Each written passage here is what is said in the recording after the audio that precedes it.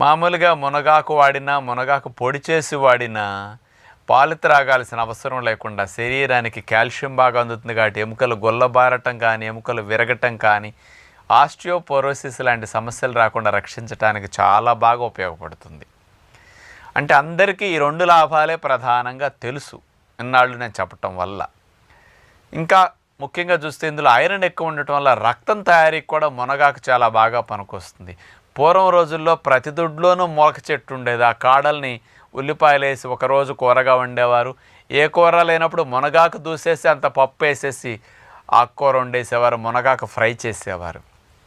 రక్తహీనత సమస్య రాకుండా మునగాకు బాగా పనికొస్తుంది అన్నమాట.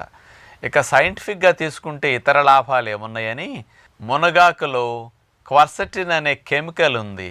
ఇది రక్తనాళాల స్టిఫ్నెస్ తగ్గిస్తుంది. స్టిఫ్ అయినాయి అనుకోండి, గట్టి పడితే దగ్గరకు వస్తాయి కదా.